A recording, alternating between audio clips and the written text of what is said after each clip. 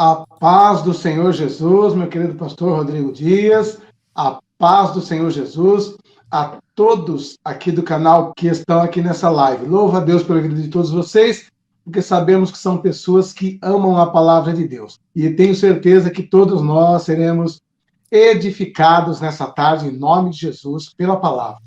Antes de nós entrarmos sobre a questão da grande tribulação, o que acontecerá?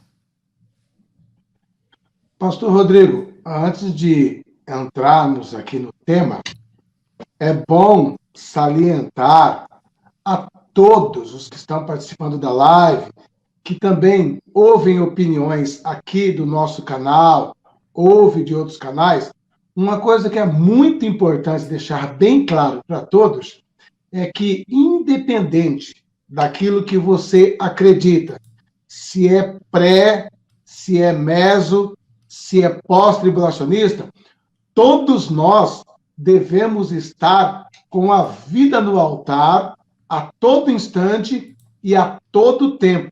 Não importa qual é a linha teológica que você acredita. Você precisa hoje estar com a vida no altar, com a vida alinhada com a palavra de Deus, porque mesmo que não ocorra o arrebatamento da igreja, ou que não se inicie a grande tribulação, qualquer um de nós podemos partir para a eternidade. No meio dessa live, logo após essa live, podemos não terminar esse dia, podemos não chegar no sábado amanhã. Então é importante todo mundo entender, não importa qual é a sua linha teológica, o que importa é que a sua vida tem que estar no altar, que a sua vida tem que estar de acordo com a palavra de Deus. Porque, do contrário, ou você sendo pré, ou meso, ou pós, e perder a sua vida hoje, você pode perder a salvação. E, posto isso, vamos, então, à linha que nós defendemos, né? Primeiro aspecto, né, que eu quero salientar aqui é o Apocalipse, capítulo 3, e versículo 10. Apocalipse, capítulo 3 e versículo 10. Eu creio que o pastor Rodrigo vai estar colocando aí para que você também possa estar lendo o que está Pastor, escrito aí. Oi? antes do senhor comentar sobre essa questão, nessa pauta, eu lembrei de uma coisa. O senhor falou sobre a morte, né? E hoje, sempre que a gente paga aqui, não sei como é que funciona aí, mas aqui a gente paga o plano funeral a cada 3 meses, né? E aí eu paguei pelo aplicativo e esqueci de marcar a caneta que eu tinha pago, né? Aí eu fui lá confirmar, cheguei na funerária, aí eu falei, olha, eu vim confirmar se eu paguei o plano. Aí falou, Rodrigo, esse plano aí é antigo, agora é mensal, mas o seu continua sendo trimestral. Aí eu falei, mas como assim o plano agora é mensal? Ele falou, tem 3 planos, tem esse plano aqui, tem esse plano, tem esse outro aqui, ó. Esse aqui é pro, vamos dizer, pro corpo, às vezes, afogamento, uma morte assim, o corpo incha, tem que aplicar Propofol, não sei o que lá mais. Eu falei, meu Deus, rapaz, eu nunca tinha pensado que essas questões de você poder ainda ter que escolher o que você vai querer aplicar no seu corpo depois da morte. Misericórdia, Zé, que ali me deixou eu assim, sabe? Falei, meu Deus, a que ponto nós, né, seres humanos, não somos nada, né? A gente vê que... Mas isso não é nada, né? Já que nós estamos falando aqui de escatologia, né? Das coisas que estão para acontecer aí para o final dos tempos, né? Por incrível que pareça, os homens da Terra, eles estão prevendo uma mortandade enorme de seres humanos. Eles estão prevendo morte de bilhões de pessoas. E estão se preparando já há alguns anos para isso, né? E dentre muitas coisas, como aqueles caixões da FEMA lá, que são milhões de caixões que cabem 3, 4 adultos dentro de um caixão daquele, eles agora também estão desenvolvendo uma tecnologia chamada hidrólise alcalina, que eles vão derreter os corpos humanos e lançar no esgoto. Então, se eles estão prevendo, já preparando isso aí, já está elaborado esse projeto aí da hidrólise alcalina, que para não ocupar muito espaço, eles vão derreter o corpo com a composição química e simplesmente vai ser descartado no esgoto. é o que já estão prevendo.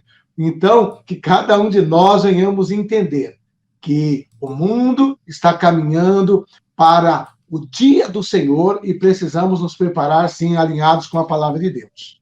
Seria isso aqui, pastor, o caixão da fêmea? Isso aí é o caixão da fêmea. Tem milhões deles espalhados em vários cantos dos Estados Unidos e em outros lugares do mundo aí também, né? São caixões grandes, enormes, né? De plástico. E ele cabe aí entre 3 e 4 adultos, cada caixão desse. Eles vão colocar já no atacado. No atacado. No atacado. Olha a quantidade aí, ó. Né? E agora, não bastando isso, eles estão calculando que só essas quantidades de caixões que estão estocados em vários cantos dos Estados Unidos não vai dar conta.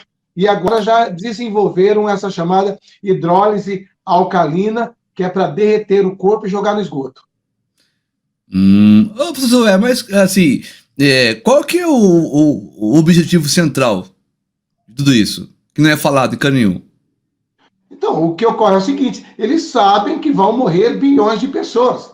E eles já estão se preparando, eles têm que se preparar. Eles têm informação, eles sabem que vão morrer bilhões de pessoas.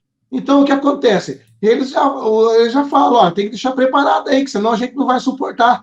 Vai morrer bilhões de pessoas, a gente vai ficar com as cidades aí todas fedendo, cheirando mal. Então, temos que nos preparar. Então, o propósito é esse, eles sabem que vai morrer bilhões de pessoas e já estão preparados com esses estoques de caixões e agora chegou à conclusão que só esses caixões não vão dar conta e desenvolveram uma tecnologia de derreter corpo e jogar no esgoto. Seria essa aí, né? Hidrólise alcalina do Marcos Pichers, colocou ali. Obrigado, Marcos. Pastor Josué, mais uma coisinha. Então, a fêmea, né? É um órgão. Fêmea, né? Aqui você viu o caixão fêmea. Aqui. Beleza. A fêmea é um órgão dos Estados Unidos, né? A fêmea, ela é equivalente ao que nós conhecemos aqui no Brasil como defesa civil. Só que aqui no Brasil, a defesa civil, ela é subordinada às esferas municipais, ou seja, geralmente ela trabalha junto com a prefeitura das cidades, né? Lá nos Estados Unidos, já a FEMA, ela não é um órgão municipal, ela é um órgão federal. E não apenas um órgão federal para lidar com catástrofes de natureza, como terremotos, maremotos, vulcões, tsunamis, todas essas coisas, mas, além disso, a FEMA, diferente do que nós temos aqui no Brasil, que é conhecido como Defesa Civil, que ajuda em caso de enchente, de soterramento de pessoas, como que aconteceu lá também na catástrofe da Vale do Rio Doce, diferente da Defesa Civil aqui, lá a FEMA, ela, em ocasião de uma catástrofe, em ocasião de acontecer uma tragédia muito grande, em que há mortandade enorme, eles automaticamente assumem o poder absoluto da nação. Eles passam a ter mais poder do que o próprio presidente, do que o próprio Congresso. Eles passam a ter poder de editar qualquer lei, de fazer e desfazer qualquer coisa. É um poder ilimitado que a FEMA tem em caso de uma tragédia ou uma catástrofe, né?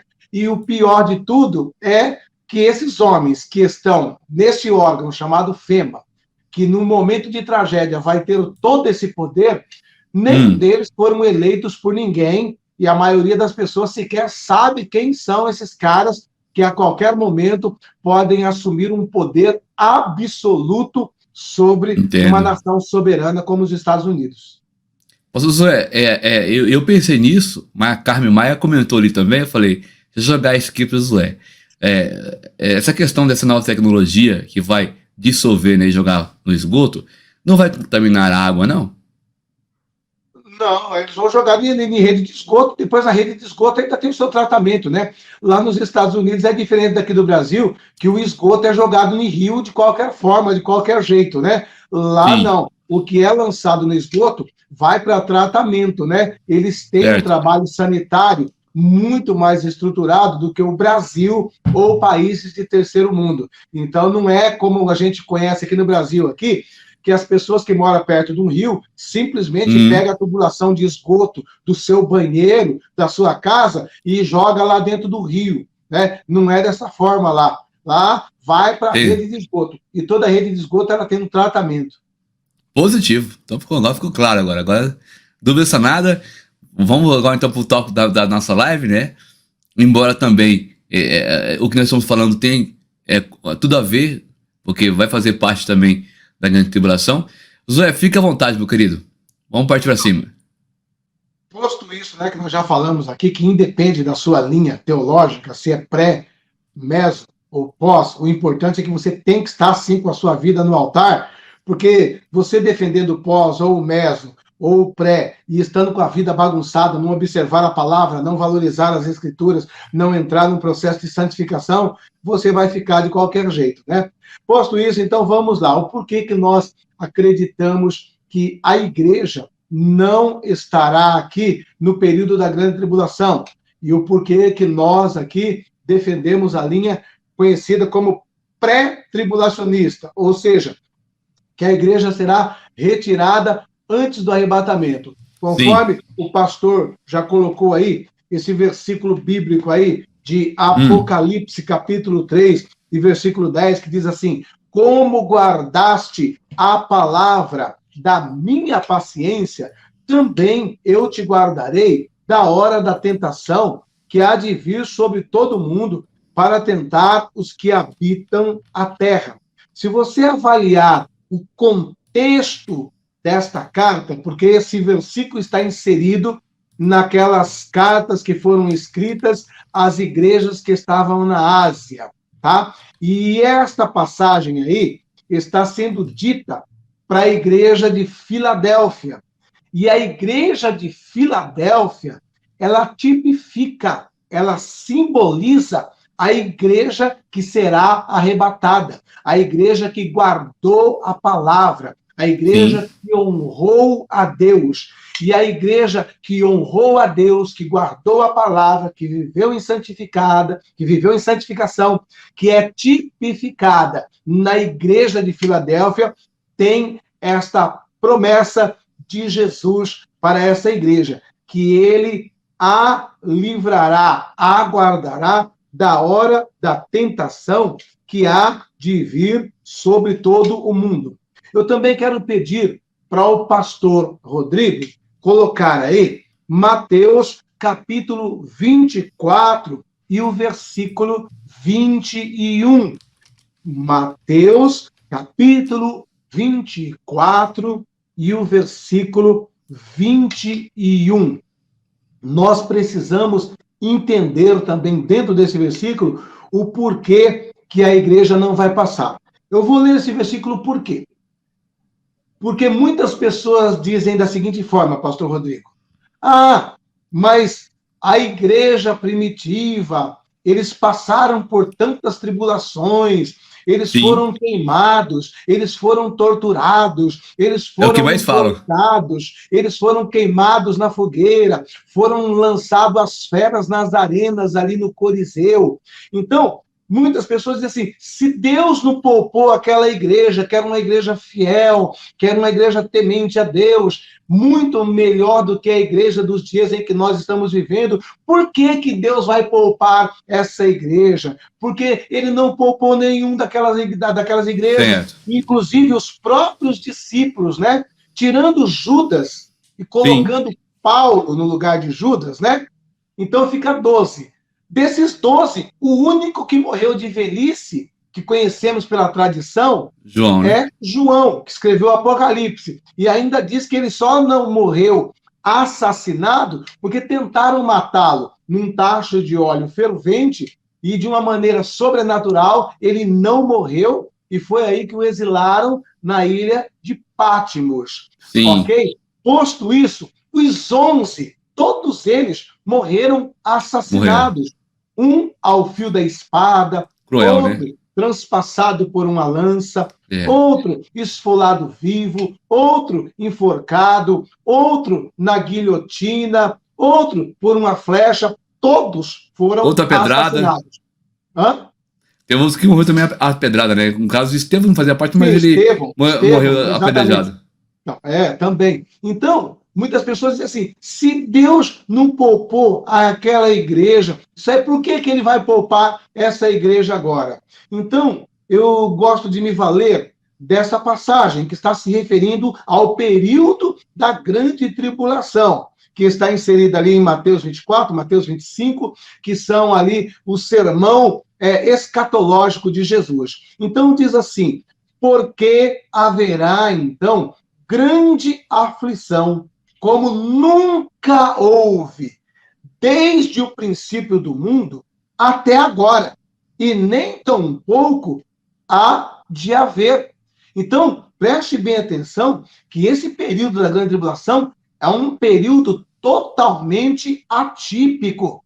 Jesus está dizendo que aconteceria coisas tão catastróficas que nunca se viu antes na face da terra, e nunca se verá depois. Será um período de tragédias que envolve o próprio planeta Terra, envolvendo aí os mares, o clima, o céu, e envolvendo também os astros, que é o Sol, que é a Lua, que é as estrelas. Tragédias tragédia descomunal. Então, nós podemos ver aí que até os dias de hoje a igreja sofre perseguição, a igreja sofre tribulação, mas não a grande tribulação. Por quê? Tem muitas pessoas que, pelo fato de só viver aqui no Brasil e de só conhecer o Brasil, as pessoas não têm noção. As pessoas pensam que em todo lugar do mundo você pode andar com a Bíblia, que em todo lugar do mundo você pode chegar na praça e fazer um culto, que em todo lugar do mundo você pode abrir um celular e falar no Facebook, no Instagram que Jesus salva. Tem pessoas que têm essa noção, mas vocês estão enganados. Tá? Existem muitos lugares do mundo que acontece o mesmo com a igreja. Da mesma forma que aconteceu com os discípulos, com os apóstolos, com Estevão. Da mesma forma, acontece ainda hoje, principalmente em países islâmicos. Cristãos evangélicos continuam sendo queimados vivos, continuam sendo enforcados, continuam sendo esfolados, continuam tendo suas propriedades roubadas, subtraídas pelo próprio Estado, continuam sendo torturados, continuam passando por todo tipo... A igreja nunca deixou de passar por tribulação. Nesses 2000 anos, você precisa entender uma coisa, que você só consegue enxergar e ver o contexto do Brasil. Nesses 2000 anos, continua morrendo crente todos os dias. Todos os dias tem crente sendo queimado, sendo enforcado, indo para a guilhotina. Nós vimos aí, na ocasião em que os Estados Unidos deixou lá o Afeganistão, lá, o que eles estavam fazendo? Eles estavam caçando cristãos como se caça um animal. Eles estavam nas ruas fazendo o quê? Pegando o celular das pessoas, dá aqui seu celular. A pessoa tinha que liberar a senha para eles olharem se tinha a Bíblia dentro do celular. Se tivesse a Bíblia dentro do celular, estava pego. Era morte. Você está entendendo? Então, entenda uma coisa. Tudo o que aconteceu com a igreja primitiva lá, continua acontecendo no redor do mundo. Não acontece aqui no Brasil, que, por enquanto, nós ainda temos uma liberdade. Então, em todo esse período aí, aconteceu todas essas perseguições, todas essas lutas contra a igreja. Agora, o que eu estou falando nesse versículo aqui é o que Jesus disse, que o que vai acontecer no período da grande tribulação nunca se viu antes e nem se verá depois. Amém? Então, por esse aspecto aí, nós acreditamos que será um tempo totalmente atípico. Olha aí, cristianismo continua crescendo em meio às brutalidades no Afeganistão. E por incrível que pareça, pastor Rodrigo, tá aí, ó, na tela. Veja bem, a igreja, ela sofreu uma perseguição acirrada, né? Até o 3º século, mais ou menos, o ano 300 da era cristã, sofreu uma perseguição acirrada. Quando chega nesse período aí do 4º século, né? Um imperador chamado Constantino, entre aspas, ele diz que se converte ao cristianismo.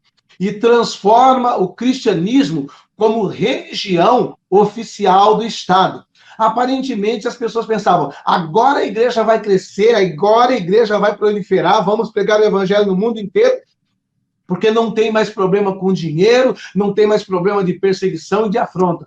E foi um ledo engano, porque foi justamente aí que começou o declínio da igreja cristã, quando ela se tornou igreja oficial, começou a receber poucas verbas do governo para construir os seus templos. Aí se transformou numa verdadeira Babilônia. E a igreja da época de Constantino, que se perverteu, que se corrompeu, pode ser que tenhamos aqui números católicos, mas a realidade é que é a igreja católica, tá? É a igreja católica. Porque eles têm que dizer, não, nós somos a verdadeira igreja cristã, nós somos a igreja que Jesus fundou, porque o nosso primeiro papa foi Pedro. Em partes eu concordo, só que essa igreja aí que foi fundada lá por Pedro, lá, o que aconteceu? No quarto século, ela foi corrompida pelo imperador Constantino, né? Se vendeu e se dobrou, né, ao poder do dinheiro e se tornou numa situação tão distante do evangelho, se tornou tão apóstata que em 1500 Deus levanta um sacerdote de dentro da própria igreja romana, que é Martinho Lutero, e promove o que conhecemos como a Reforma Protestante, porque estava totalmente distante do que foi a igreja de fato criada ali no início pelos discípulos de Jesus, como Pedro, Tiago e João. Estava totalmente apostatada da fé genuína e verdadeira e dos evangelhos genuínos e verdadeiros, né? Posto isso, nós precisamos entender também que a igreja, ela não está reservada para o juízo de Deus. Eu gostaria que o pastor Rodrigo colocasse aí Apocalipse, capítulo 14. Nós vamos ler do verso 6 ao 10. Apocalipse, capítulo 14, do verso 6 ao verso de número 10. Tá? Apocalipse 6, Apocalipse 14, do verso 6, 14, do 6 ao 10. Apocalipse 14, do 6 ao 10. Bem? E nós vamos estar aí lendo para vocês entenderem também o porquê que acreditamos que a igreja não estará aqui. Diz aí, ó, verso 6. Vamos lá. E vi outro anjo voar pelo meio do céu, e tinha o evangelho eterno, para o proclamar aos que habitam sobre a terra, e a toda a nação, e tribo, e língua, e povo, dizendo com grande voz: temei a Deus e dai-lhe glória, porque é vinda a hora do seu juízo, e adorai aquele que fez o céu e a terra, e o mar, e as fontes das águas. E outro anjo seguiu dizendo: caiu Babilônia, aquela grande cidade que a todas as nações deu a beber do vinho da ira da sua fornicação. E seguiu-os o terceiro anjo, dizendo com grande voz: se alguém adorar a besta e a sua imagem, e receber o sinal na sua testa ou na sua mão, também este beberá do vinho da ira de Deus, que se deitou, não misturado no cálice da sua ira, e será atormentado com fogo e enxofre diante dos santos anjos e diante do Cordeiro. Então, nós vamos perceber aí que esses três anjos aí, isso aí está dentro do contexto da grande tribulação. E o que esses anjos estão dizendo? Que esse período aí, da grande tribulação, é um período de juízo. É um período de juízo contra a terra, contra os povos, contra todos os que estiverem aqui. E nós acreditamos que a igreja, ela não será reservada para o juízo de Deus, conforme já falamos em Apocalipse 3:10. Pode falar, pastor Rodrigo. O Denilson fez uma pergunta aí. Irmãos, ó, a gente não vai conseguir responder os irmãos por causa que o pastor Josué tem ali que seguir um cronograma e o tempo é curto para a gente poder embasar aí que a igreja não passará pela grande tribulação, isso dentro da Bíblia. Nós vamos responder essa pergunta no decorrer da live, já estamos respondendo e vamos finalizar respondendo essa pergunta, que é o tema da nossa live. Mas o Denilson fez uma pergunta para o senhor, dentro do assunto que o senhor estava comentando antes. Houve salvação enquanto a igreja estava desviada da sã doutrina entre o século IV e o século XVI? Lógico que houve, com certeza, né? Sempre houve os remanescentes, irmãos, sempre houve. Nunca houve um tempo após Jesus em que não se tinha um justo sequer na face da terra, um que não guardava a palavra de Deus. E é óbvio, né? E a própria mostra disso é Martinho Lutero. E antes de Martinho Lutero, tinha outros também, como Jerônimo Savonarola e outros mais, né? Martinho Lutero, ele é o mais conhecido, mas havia outros também que já batia de frente contra a Igreja Romana. Então, sempre existiu, sim, nesse período todo aí, tá? Do século IV até o século XVI, com certeza, houve salvação, porque havia, sim, né, os remanescentes, haviam, sim, aqueles que não haviam se dobrado a Baal. Era similar a Israel na época de Elias. Elias, ele caiu na tentação e achou que só existia ele. Só ele que aguardava a palavra. Só ele que era, só ele que era santo. A última bolacha do pacote, só ele que era. Ele achou que ele era a última bolacha do pacote, a última Coca-Cola no deserto, e aí Deus deu uma dura nele. E Deus falou assim, larga a mão de ser besta, rapaz. Foi você mesmo. Está pensando que você é a última bolacha do pacote? Ainda tem 7.000 que não se dobraram a Baal e não comem na mesa de Jezabel. E esses 7.000 ainda estão vivendo só pão e água. Para você, eu ainda mandei até o corvo levar churrasco. Agora, esses 7.000 estão vivendo a pão e água e não se dobraram a Baal e não estão comendo na mesa de Jezabel. Não é só você, não. Então, ele pensava que era só ele. Então, a mesma coisa que não era só o Martinho Lutero, não. Nesses séculos todos aí, sempre teve os remanescentes. Quantas pessoas que não morreram queimados na época da Santa Inquisição? Vocês já estudaram sobre a Santa Inquisição? A Santa Inquisição foi um período em que a própria, entre aspas, igreja cristã, que na realidade era a igreja romana, matou milhares de verdadeiros cristãos. Verdade. Matou milhares. Por quê? Porque destoava do discurso dos papas. Então, na época da Santa Inquisição, tá, morreu muitos crentes verdadeiros. Morreram, pereceram, né? E se você fizer um estudo sobre a época da Santa Inquisição, dê uma olhada lá nos instrumentos de tortura que a Santa Inquisição utilizava. Né? Até a linguagem, pastor Zé. Até a linguagem, eu estava lendo uns livros aqui, e eu vi que a linguagem que eles usavam não era a mesma do povo, né? Quem tinha... Era o exemplo, o Papa que trazia a mensagem para o povo. O povo nem tinha acesso à Bíblia, né? Nessa época, né? Assim, como tem hoje, né? Não tinha, mesmo porque é o seguinte, né? Até poucos tempos atrás aí, né? Sim. As missas, elas eram feitas todas em latim.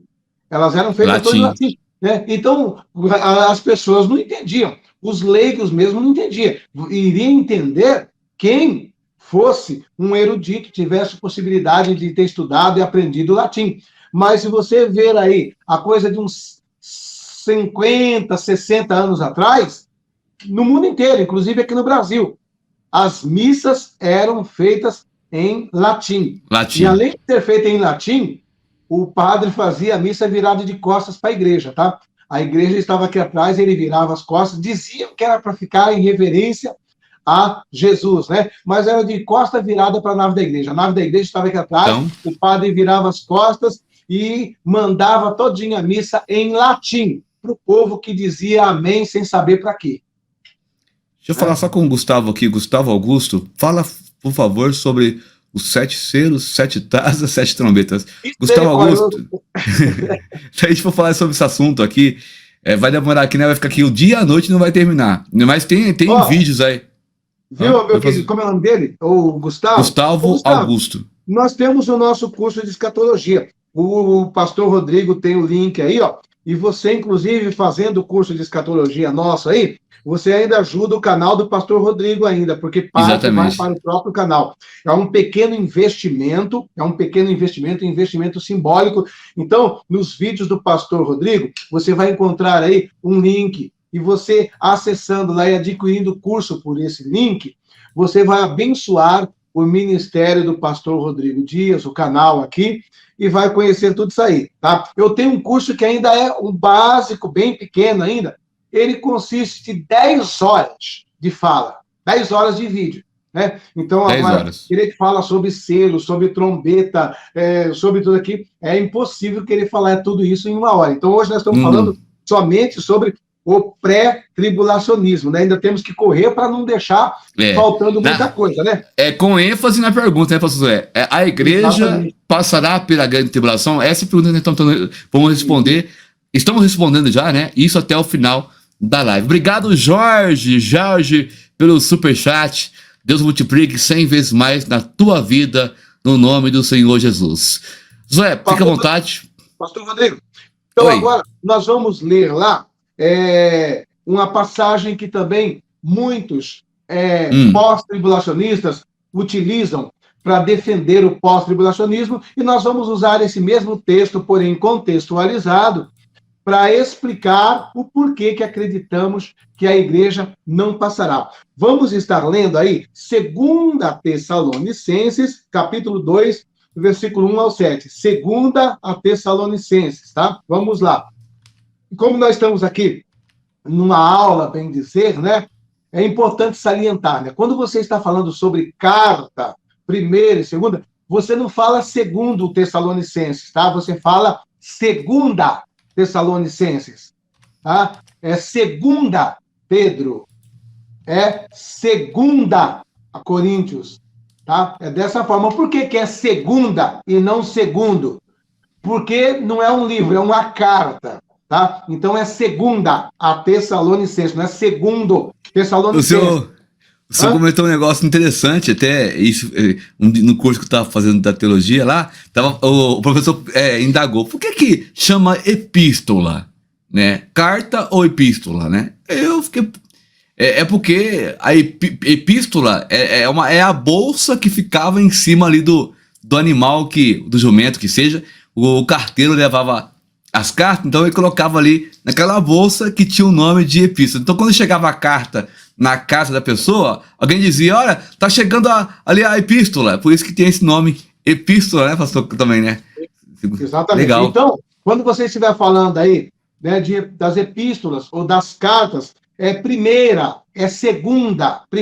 Coríntios, 2 Coríntios. Agora, quando você estiver lá em Crônicas, em Reis, não é 2 Crônicas, não é 2 Reis, aí já é segundo, porque lá é livro, não é carta, tá? Então eu falo 2 Reis, 2 Crônicas, tá? Então, quando eu falo lá de Crônicas e Reis, é segundo. Quando eu falo de cartas e epístolas, é segunda.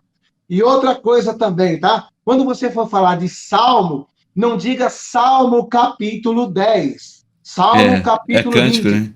Salmo não tem capítulo. O Salmo, ele é o inário dos hebreus. O inário. Cântico. Assim como a Assembleia de Deus tem a harpa cristã, que é o nosso inário, eu sou da Assembleia de Deus, o nosso inário se chama harpa cristã, o inário dos hebreus é os salmos. Então, cada um daqueles salmos ali é um cântico, é uma canção, é um poema. Não são capítulos, tá? Então, quando você for falar salmo, você fala salmo de número 1, salmo de número 20, salmo 20, salmo 30, salmo 50, salmo 91. Não é salmo capítulo, tá? Estamos falando isso por quê? Porque nós estamos aqui numa aula, né? E para vocês que gostam de aprender, mais uma vez eu falo, entra depois aí no site aí e faça um curso que você vai estar também abençoando o canal do Pastor Rodrigo. Então, vamos lá, né? Por que nós somos pré-tribulacionistas? Vamos ler, então, aí a segunda carta e discorrendo junto aí, né? Com a 2 Tessalonicenses, do capítulo 1 ao versículo 7. Vamos lá, o que diz aí? O que os pós-tribulacionistas utilizam dessa passagem para defender que a igreja ficará aqui. Vamos ler aqui. Verso 1. Ora, irmãos, rogamo-vos pela vinda do nosso Senhor Jesus Cristo e pela nossa reunião com ele, que não vos movais facilmente do vosso entendimento, nem vos perturbeis, quer por espírito, quer por palavra, quer por epístola, como de nós, como se o dia de Cristo estivesse já perto. Ninguém de maneira alguma vos engane, porque não será assim, sem que antes venha a apostasia e se manifeste o homem do pecado, o filho da perdição, o qual se opõe e se levanta contra tudo o que se chama Deus, ou se adora, ou de sorte que se assentará como Deus no templo de Deus, querendo parecer Deus. Então, as pessoas utilizam, pastor Rodrigo, esta passagem aí, principalmente no versículo 2, que diz assim, ó, que não vos movais facilmente do vosso entendimento, nem vos perturbeis, quer por espírito, quer por palavra, quer por epístola, como de nós, como se o dia de Cristo estivesse já perto. Então, no verso 3, ele diz assim, ó, ninguém de maneira alguma vos engane, porque não será assim, sem que antes venha a apostasia e se manifeste o homem do pecado. Então, eles pegam o versículo 2 ali, que está falando, né, do dia de Cristo, estão dizendo que o dia de Cristo não se dará sem que se manifeste o homem do pecado. Você está entendendo? Ele está dizendo assim, aqui está dizendo, ó, que o dia de Cristo não se dará sem que antes se manifeste o filho da perdição, que é o anticristo. Então, eu estou dizendo, para que aconteça o dia de Cristo, tem que se manifestar o filho da perdição, que é um dos nomes do anticristo. Filho da perdição, homem do pecado, o iníquo, né? São os títulos dele, não é verdade?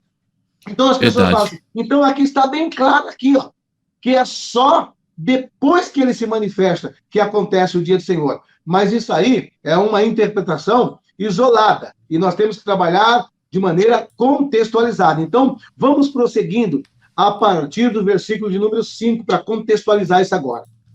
Verso 5. Não vos lembrais de que estas coisas vos dizia quando ainda estava convosco, e agora vós sabeis o que o detém, para que a seu próprio tempo seja manifestado. Porque já o mistério da injustiça opera.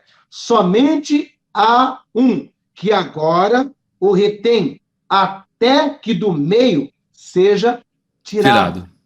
Então, veja bem, aqui, nessa passagem aqui, está dizendo que ele só, na realidade, vai se manifestar quando um agente que o restringe for removido. Você está entendendo? Está deixando claro aqui, olha, ele não vai se manifestar por quê? Porque tem algo que o restringe.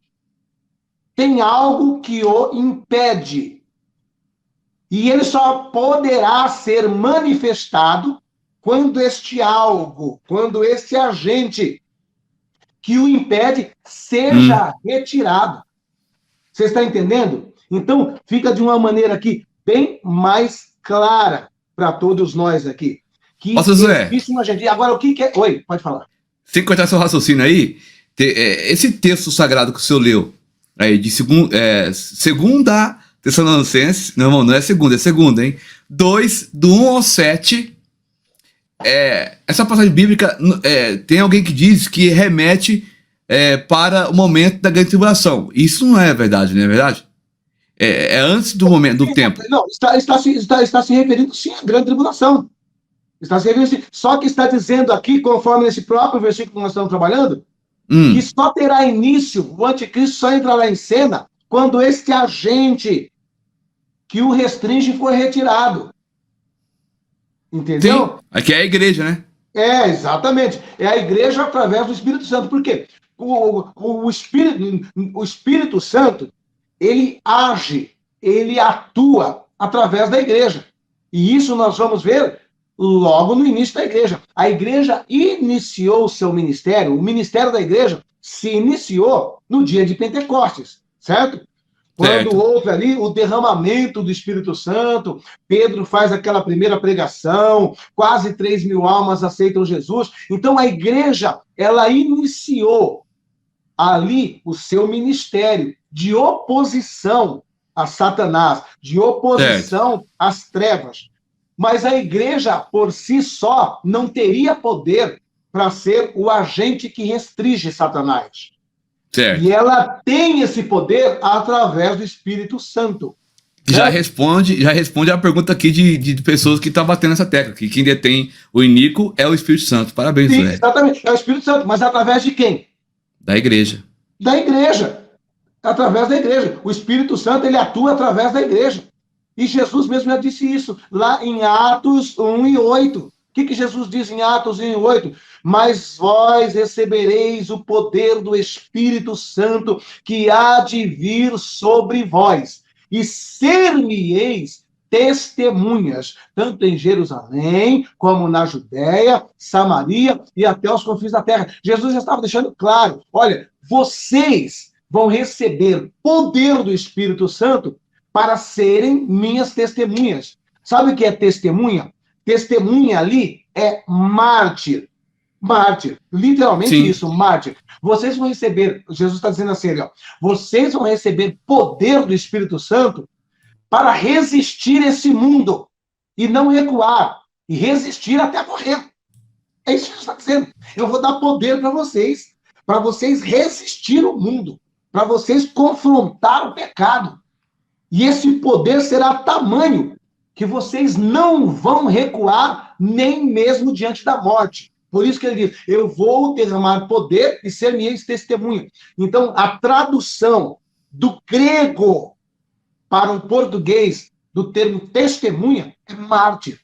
Então, se você for traduzir ao pé da letra, Atos 1:8, seria isso. Mas recebereis poder do Espírito Santo e serão meus mártires, aqui em Jerusalém, na Judéia, Samaria e até os confins da terra. Ou seja, nós recebemos poder no dia de Pentecostes para ser um agente que restringe, para ser um agente que bate de frente mesmo diante da morte. É por isso que eu disse para vocês no começo aqui, que desde a igreja primitiva até hoje, no século XXI, continua morrendo crente do mesmo jeito. Tem pessoa que Sim. pensa que aquele negócio de crente ser comido por leão, de crente ser queimado vivo, de crente ser enforcado na guilhotina, tem pessoas que pensam que aquilo ali era só naquela época. Hoje, como eu já disse, hoje, tem crente morrendo. Hoje tem crente sendo queimado. Olha, há um tempo atrás, você se lembra, pastor Rodrigo, naquela época em que estava muito em alta o ISIS. O que é o ISIS? O Estado Islâmico. Lembra do ISIS? Lembro. O que eles faziam? Diariamente, eles colocavam na internet, Era. cristãos sendo queimados vivos, cristãos sendo fuzilados. Vocês se lembram daqueles caras que eles vinham com aquelas roupas tudo laranja?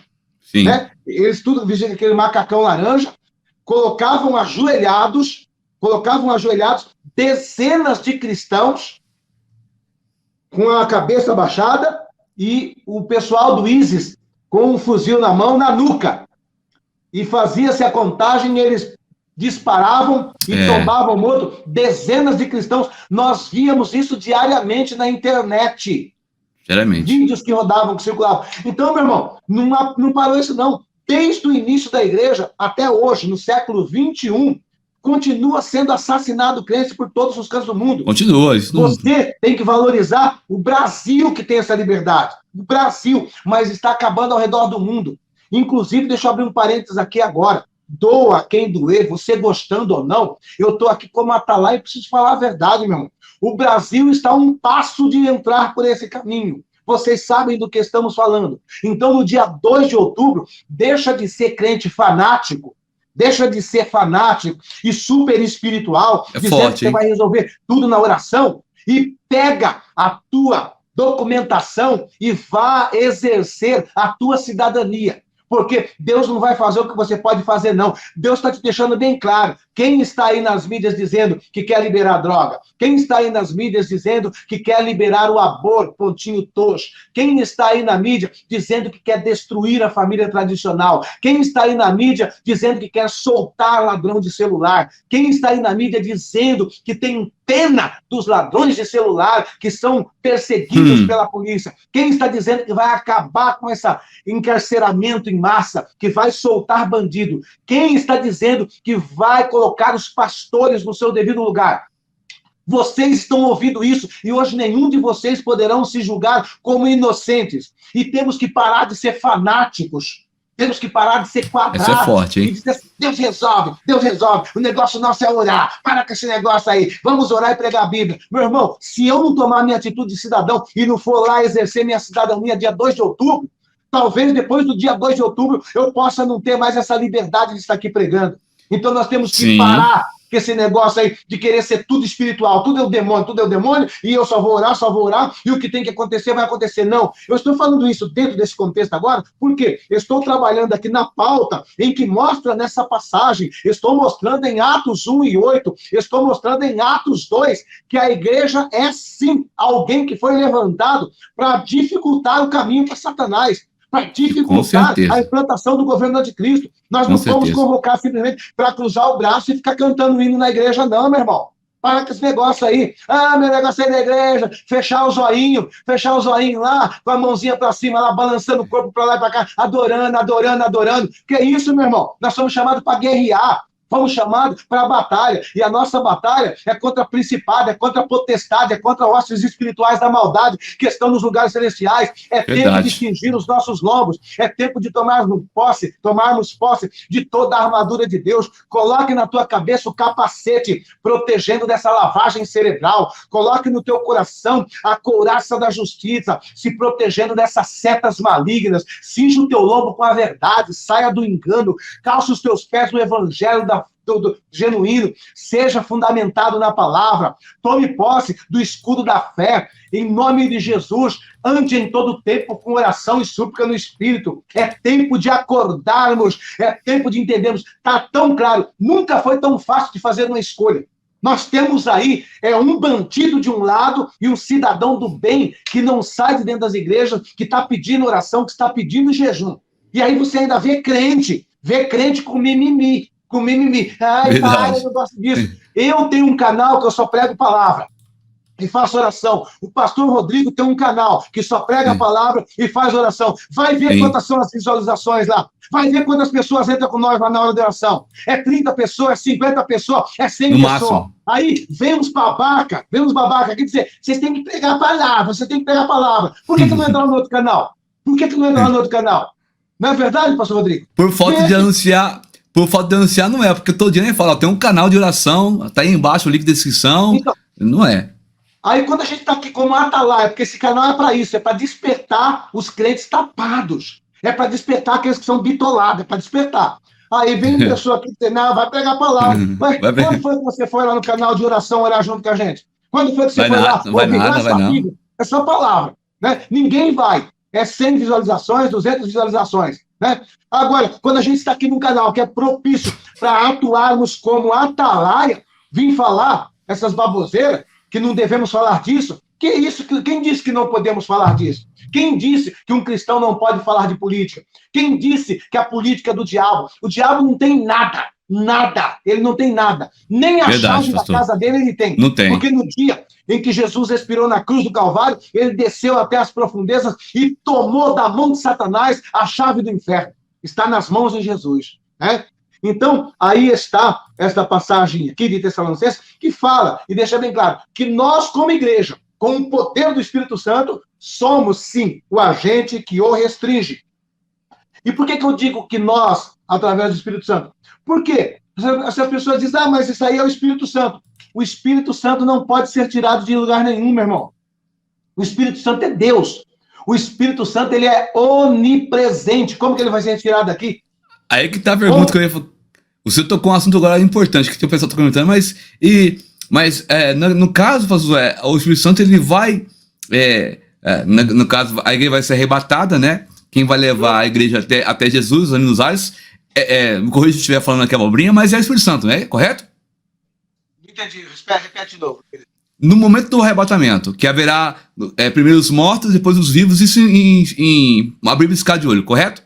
Neste momento que aconteceu o arrebatamento, a igreja será arrebatada, quem vai levar ela até Jesus é o Espírito Santo, correto?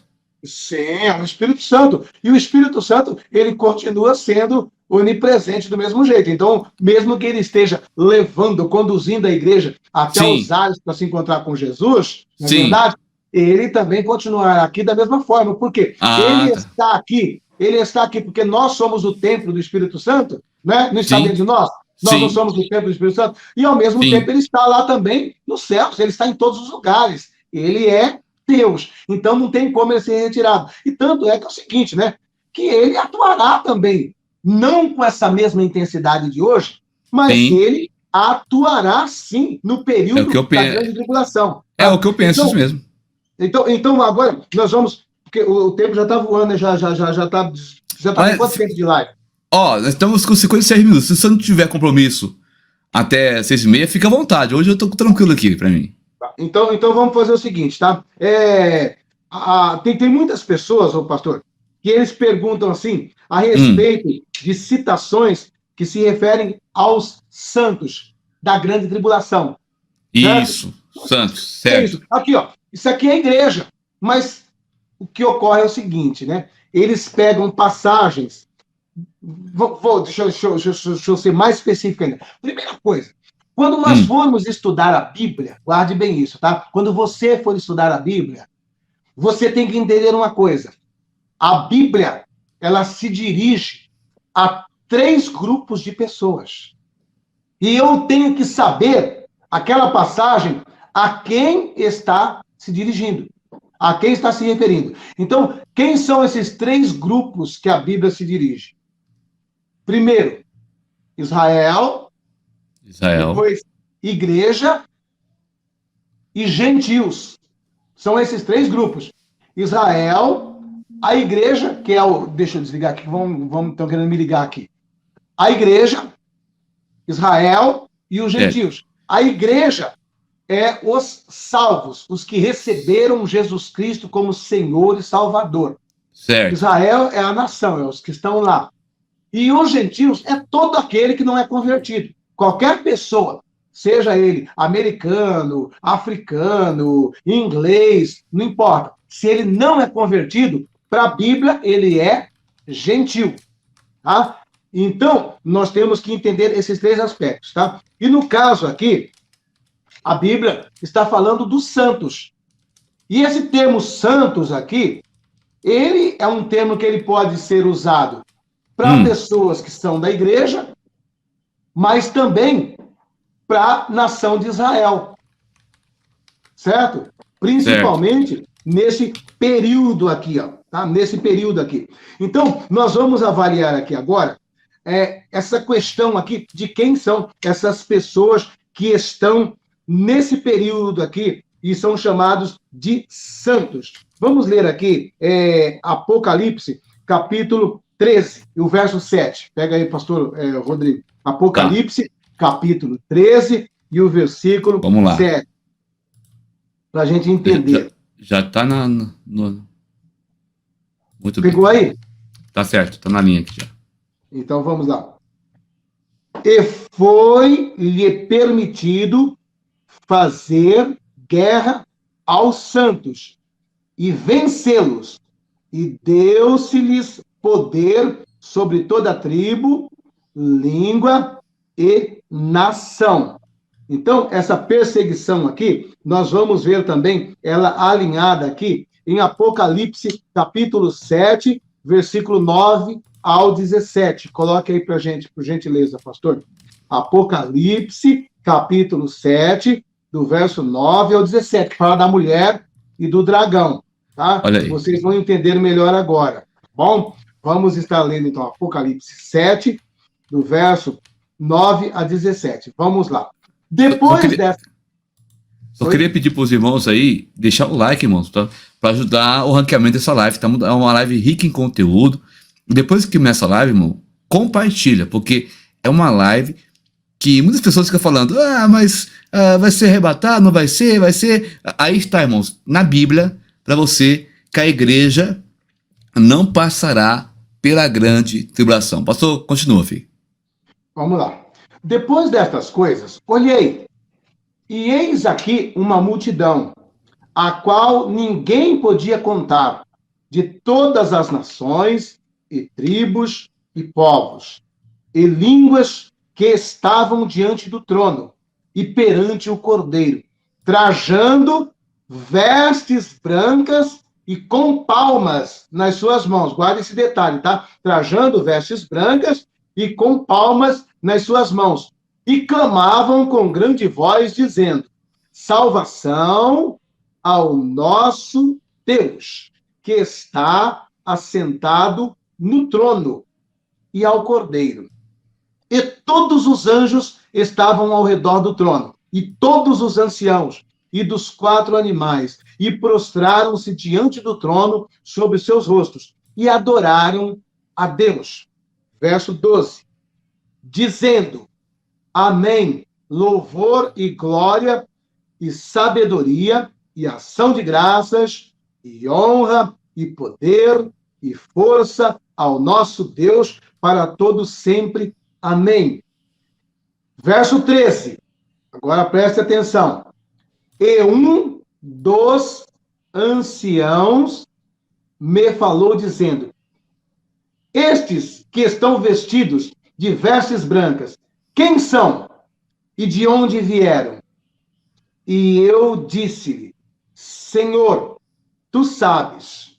E ele disse-me: estes são os que vieram da grande tribulação e lavaram as suas vestes e as branquearam no sangue do Cordeiro. Então, preste bem atenção. Vou parar aqui um pouquinho aqui agora. Preste bem atenção, que isso daqui está demonstrando que o Espírito Santo, ele agirá sim no período da grande tribulação, porque nós estamos vendo aí uma multidão de salvos, é uma multidão inumerável de salvos. E o próprio ancião responde para João, porque ele pergunta para João: você sabe quem que é? E João fala: não sei não, quem que é? E aí ele diz: esses aí são os que vieram da grande tribulação. Então, é uma prova aqui, clara aqui que haverá salvação, sim, neste período. E com a diferença, né, pastor? Oi? Com a diferença, né? Tem uma diferença aí que eu não sei se você vai poder falar agora, que a igreja terão galardões, né? Serão patenteados, enquanto que os que vierem da grande tribulação receberão palmas em suas mãos. Depois, se você quiser dar um toque nessa questão, que não é a mesma coisa do que a igreja, né? A igreja, ela não será mais privilegiada, mas terá um lugar mais assim, de destaque. Pastor Rodrigo, só para a gente pegar e deixar bem claro para as pessoas, então vamos lá, já que o senhor tocou no assunto aqui, diz aqui, né, que esses daqui, né, que estavam vestidos de branco, eles tinham palmas nas mãos, né? Por favor, volta lá então, em Apocalipse 2:17. Apocalipse 2:17. Vamos lá para Apocalipse 2:17, para distinguir, porque Apocalipse 2:17 está falando da igreja, certo, que foi arrebatada. Da igreja, certo, que foi arrebatada. Tá? Apocalipse 2:17. Tá? Certo. Olha o que diz aí, Apocalipse 2:17. Quem tem ouvidos, ouça o que o Espírito diz às igrejas. Tá vendo? É as igrejas, não é os santos, né? É as igrejas. Ao que vencer, darei eu a comer do maná escondido. E dar-lhe-ei uma pedra branca. Oh, glória. Aí, e dar-lhe-ei uma pedra branca.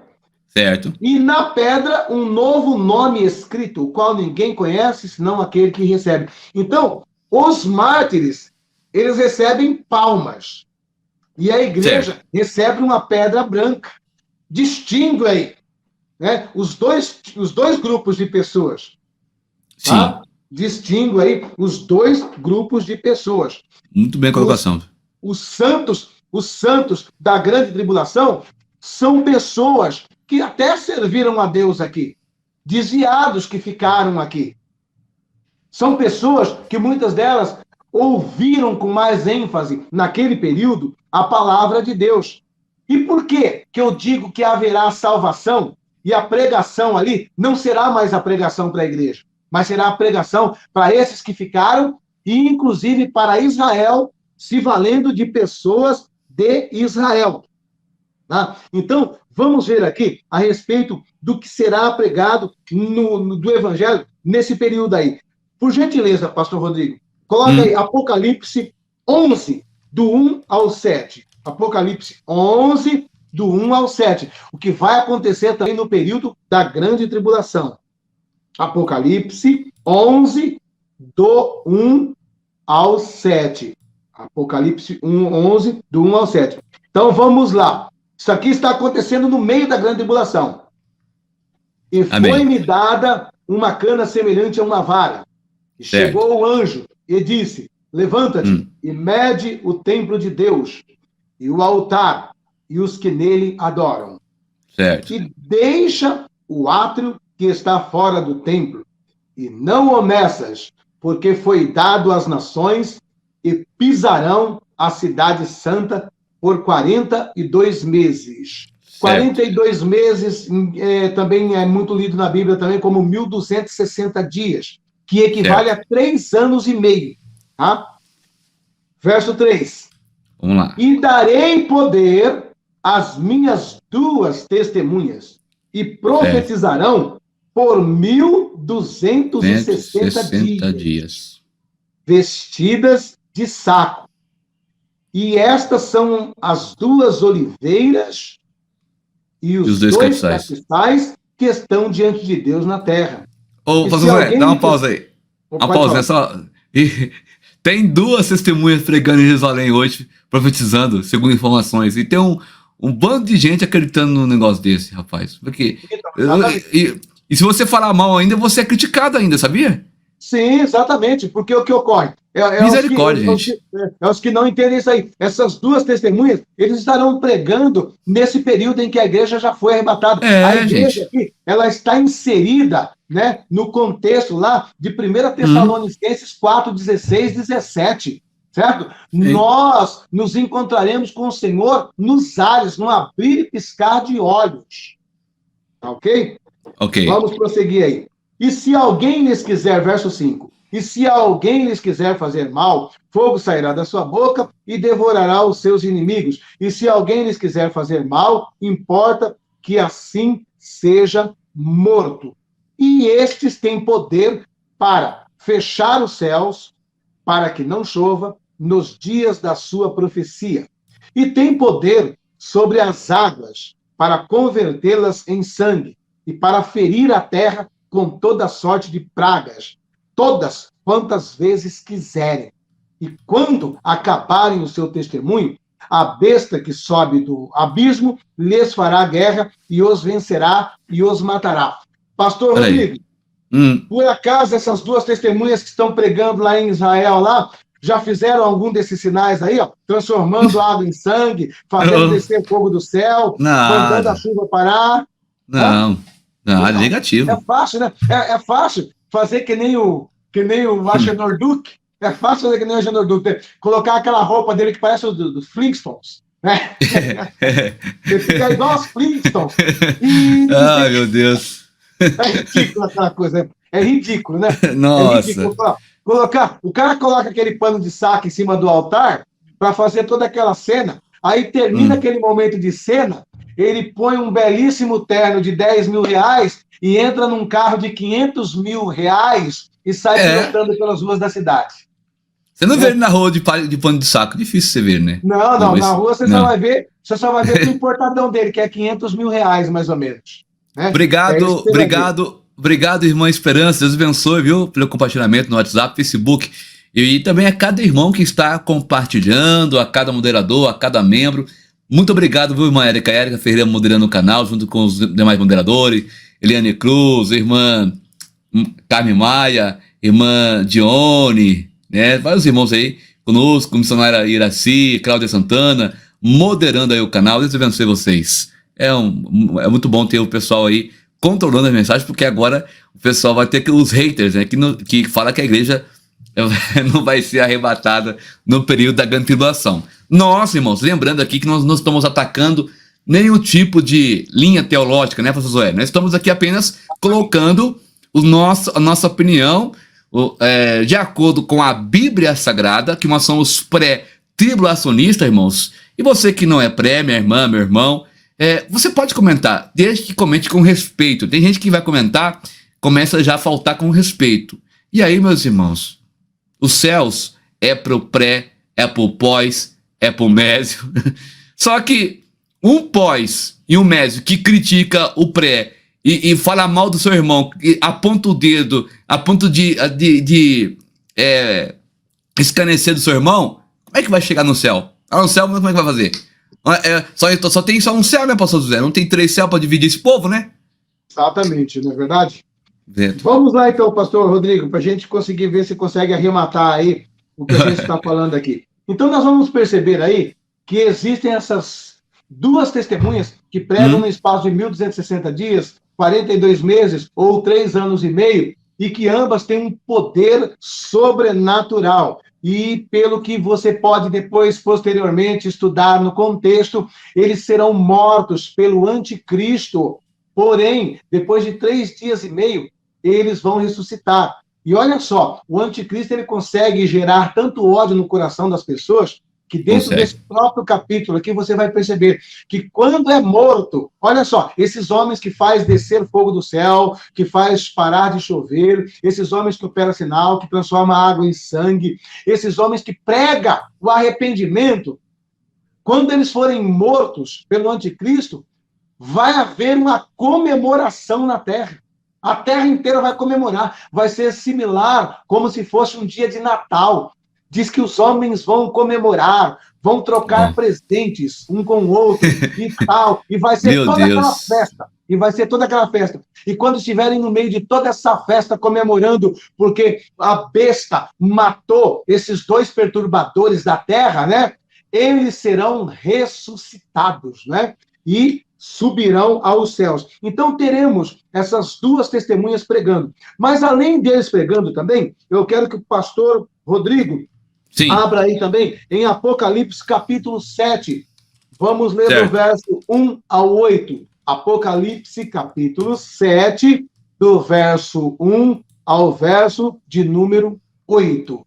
Apocalipse 7, do verso 1 ao verso de número 8. Se o senhor cansar, pastor José, quiser que eu leio, também eu leio, tá? Fica à vontade. Fica à vontade. Vamos lá, então. E depois destas coisas, vi 4 anjos que estavam sobre os 4 cantos da terra, retendo os 4 ventos da terra, para que nenhum vento soprasse sobre a terra, nem sobre o mar, nem contra a árvore. E vi outro anjo subir do lado do sol nascente, e que tinha o selo de do Deus vivo, e clamou com grande voz aos 4 anjos, a quem fora dado o poder de danificar a terra e o mar, dizendo: não danifiqueis a terra, nem o mar, nem as árvores, até que hajamos selado nas suas testas os servos do nosso Deus. Eu vi o número dos selados, e eram 144 mil selados, de todas as tribos dos filhos de Israel. Da tribo de Judá havia 12 mil selados, da tribo de Ruben 12 mil selados, da tribo de Gade 12 mil selados, da tribo de Azer 12 mil selados, da tribo de Naphtali 12 mil selados, da tribo de Manassés 12 mil selados, da tribo de Simeão 12 mil selados, da tribo de Levi 12 mil selados, da tribo de Sacar 12 mil selados, e da tribo de Zebulon 12 mil selados, da tribo de Judá 12 mil, e da tribo de Benjamim 12 mil. Então nós vamos fazer o cálculo aí, fica fácil. 144 mil. Esses 144 mil aqui, eles também são santos. Não é igreja. Estarão aqui. Vocês estão entendendo para quem? Eu estou falando isso para quem defende. Não, mas está falando que os santos, olha os santos aqui. Então, não é igreja. Não é igreja. Com certeza. Então, esses selados aqui também são santos também. E o que eles estarão falando? Eles estarão pregando também o evangelho. Josué, só uma pergunta. Oi? Só uma perguntinha só. As duas testemunhas que vão ganhar esses 144 mil, que vão se converter, ou não? Não. Isso aqui são coisas distintas, né? As duas testemunhas vão estar pregando também. E ao mesmo tempo que essas duas testemunhas vão estar pregando, vai estar se levantando. Mesmo porque é o seguinte, né? O caso aí que fala é que no caso aí, Israel, ele já acorda assim que acontece a abominação da desolação. Certo? Sim. Na metade dos 3 anos e meio, Israel já acordou. No caso seria Daniel 9:27, né? Que aponta essa questão, né? Ele já sabe. Israel já sabe quem é o cara que está lá e tal, entendeu? Então, eles vão estar agora aqui pregando, né? Porque, na realidade, Israel, ele vai acordar mesmo, é justamente com isso, com a abominação da desolação. Tá? É isso que vai dar um chacoalhão em Israel. Entendi. Tá? Não é outra coisa, é isso aí que vai dar um chacoalhão em Israel. Posto isso, então o que acontece? Nós vamos perceber o quê?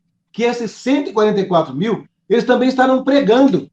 E eles vão ganhar muitas vidas para Jesus. Então, nesse período aí, haverá salvação, haverá conversão. Haverá multidões que não vão receber a marca da besta, que serão mortos, que serão torturados, que serão queimados. Certo? E não é igreja. Certo. Não é igreja. Não a Bíblia é igreja. Não chama eles de igreja. A Bíblia chama eles como nós já lemos. O que a Bíblia chama eles, pastor Rodrigo? Santos? Não, os que morreram, que chegaram lá com palmas brancas. Mártires? São os mártires. Entendeu? Então é classe distinta. Os mártires também é santo. Sim, tá? Santos. Então, eu falei santos. Então, o que acontece? Eu estou trazendo toda essa ilustração porque as pessoas defendem isso aí. Não, mas aqui está falando dos santos, os santos. Então, os 144 mil santos, as duas testemunhas santos, os que não se dobram à marca da besta santo. Com certeza. Certo? Então, concordo. Os que vão ser torturados, que vão ser queimados, os que vão morrer aqui, eles vão chegar nos céus, né, como mártires, mas, no entanto, aqui eles são santos. O santo quer dizer o quê? Separado. Tá? Então, são pessoas separadas. Então, nós vamos perceber, para quem defende essa tese, de querer falar assim, porque eu estou falando isso porque eu já recebi essa pergunta. Ah, mas vocês falam que a igreja não vai estar aqui. Quem são esses santos aqui? Então, eu estou explicando quem são esses santos. Tá? Não é a igreja. Tá? Ficou bem claro. José, só responder aqui o Flo que fala, né? FLO, Flo Ever. Olha, a gente não consegue responder essa pergunta porque é uma pergunta muito complexa. E a gente demandaria tempo para responder sobre as questões dos livros a mais da Bíblia Católica, lá o livro de Macabeus, né? Deixa eu ver o que é, Macabeu. E aí daria um tempo a mais. Então, nós estamos na corrida aqui quanto tempo, tá bom, Flo? Fica para fazer uma live sobre isso, Josué, sobre os livros a mais que tem na Bíblia Católica. Sim, os livros apócrifos, né? Muitos deles têm valor histórico, né? Como, por exemplo, de Macabeus, que conta a revolta dos Macabeus, né? Nesse período aí em que houve aquele silêncio de Deus, né? Porque entre o último livro da Bíblia, em Mateus, há um gap, há um espaço aí de mais ou menos 400 anos, né? E o livro de Macabeus, ele narra uma história que está dentro desse período aí. Então, existem alguns livros que podem ter algum valor histórico, né? Mas a gente considera como livros inspirados e com um valor totalmente espiritual esses 69. Mas não tem problema algum eu ler alguma coisa desses livros entendendo esse aspecto, né? Que pode ter valores históricos, não fundamental e doutrinário. Só para corrigir, você falou 69, é 66, né? Eu tô errado. Né? Oi? É 66 livros, né? Você falou 69, mas tá bom. É isso, é os 66 livros. Os 66 livros da Bíblia. Tá certo. Né? Então, vamos agora entender o seguinte, né? A distinção aí entre as vindas de Jesus. Porque mais outras coisas que as pessoas também costumam misturar e jogar tudo dentro do mesmo balaio para defender o pós-tribulacionismo, é a respeito da vida de Jesus. Por exemplo, existem as pessoas que dizem, mas na Bíblia está escrito, e todo olho o verá. Todo olho verá. É uma Todo olho questão. verá, está se falando aí do final dos 7 anos da grande tribulação. E para a igreja, o que é? Para a igreja é 1 Tessalonicenses 4, 16 e 17. Então vamos ver aí. Coloca aí, pastor Rodrigo, 1 Tessalonicenses 4, 16 e 17, para a gente entender o que é para a igreja, o que a igreja está esperando. A igreja não está esperando a volta de Jesus. A igreja não está esperando a volta de Jesus, tá? A igreja está aguardando o arrebatamento. O arrebatamento é diferente da volta de Jesus, e você vai entender por quê. Então vamos lá. Olha o que diz aí, que é o que a igreja espera. Não é a volta de Jesus, aqui é o arrebatamento. Porque o mesmo Senhor descerá do céu com alarido e com voz de arcanjo e com a trombeta de Deus. E os que morreram em Cristo ressuscitarão primeiro. Depois nós, os que ficarmos vivos, seremos arrebatados juntamente com eles nas nuvens, a encontrar o Senhor nos ares. E assim estaremos sempre com o Senhor. Então preste bem atenção. A igreja não encontra com Jesus no Monte das Oliveiras. A igreja encontra com Jesus nos ares. Você está entendendo? Está muito claro aí. A igreja se encontra com Jesus nos ares. Essa passagem que vocês dizem aí, e todo olho o verá, será quando ele pisa no Monte das Oliveiras. Em Zacarias, né? Zacarias capítulo 14, versículo 1 ao 4. Coloque aí. Tá ficando bom esse negócio, hein? Zacarias capítulo 14, do versículo 1 ao versículo de número 4. Vamos ler aí para vocês entenderem bem o que está ocorrendo e distinguir Zacarias 14, 1 a 4 de Tessalonicenses 4, 16 e 17. Temos que distinguir, são coisas distintas, diferentes. Vamos lá. Eis que vem o dia do Senhor, em que teus despojos repartirão no meio de ti, porque eu ajuntarei todas as nações para a peleja contra Jerusalém. Você está entendendo? Isso aqui está falando do quê? Quando o anticristo junta todas as nações e joga contra Jerusalém. Vamos acabar com Israel. Isso aí se dá na metade mais ou menos, dos 3 anos e meio, quando acontece a abominação da desolação, que Israel não quer adorar a ele, Israel não se sujeita, Israel foge para o deserto, que também isso aqui está alinhado com a passagem de Apocalipse, que fala da mulher e do dragão, entendeu? É literalmente isso aqui. Então, vamos lá. E a cidade será tomada, e as casas serão saqueadas, e as mulheres forçadas, e metade da cidade sairá para o cativeiro, mas o restante do povo será extirpado da cidade. Verso de número 3. E o Senhor, verso número 3. E o Senhor sairá a peleja contra estas nações, como pelejou, sim, no dia da batalha. Sim. E naquele dia, preste atenção, e naquele dia estarão os seus pés, sobre o Monte das Oliveiras. Você viu aqui que em 1 Tessalonicenses 4,16, os pés de Jesus não tocam aqui, a gente encontra com ele nos ares. Agora aqui está dizendo que os seus pés estarão sobre o Monte das Oliveiras. Hã? Você virou aí o... Não, só para os irmãos acompanhar. Deixa assim. E naquele os seus pés estarão no Monte das Oliveiras, que está de frente de Jerusalém para o Oriente. E o Monte das Oliveiras será fendido pelo meio, para o Oriente e para o Ocidente.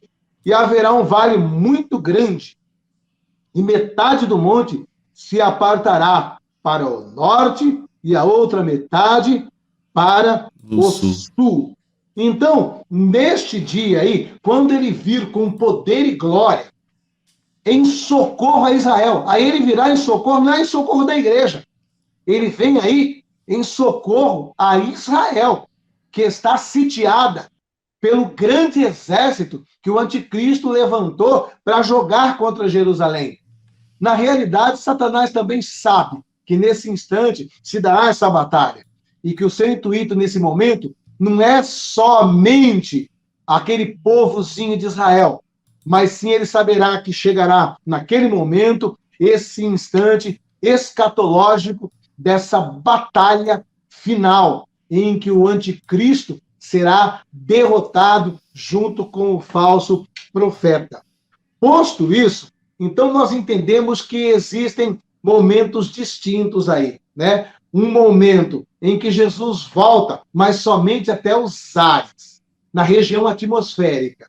E em outro momento em que ele pisa no Monte das Oliveiras, de onde ele subiu um dia. É por isso que quando ele subiu ali, os anjos diz para os discípulos: esse mesmo Jesus que vocês viram sendo recebido no céu, ele voltará, ele pisará nesse mesmo lugar, né? Ele retornará do mesmo jeito que vocês viram ele subindo. Ele subiu de onde? Do Monte das Oliveiras. E ele falou, vocês vão ver eles voltando da mesma forma. Voltando da mesma forma quando? Do céu. Vocês viram ele subindo para o céu, não viram ele sendo recebido no céu? Então, do mesmo jeito que vocês viram ele sendo recebido lá, ele vai voltar do mesmo jeito aqui. Descer do mesmo jeito. Então, são questões distintas, tá ok? Pode-se então, dizer, né, Josué? Pode-se dizer, então, que o arrebatamento será em duas fases, né? Exatamente. Na realidade é o seguinte, né? Uma fase é o arrebatamento e a outra é a volta de Jesus. Exatamente. Né? É a volta de Jesus. O arrebatamento é para a igreja. E a volta de Jesus é com a igreja. Com a igreja. Tá entendendo? Então, o arrebatamento é para a igreja. E a volta de Jesus pisando no Monte das Oliveiras é com a igreja. Com a igreja.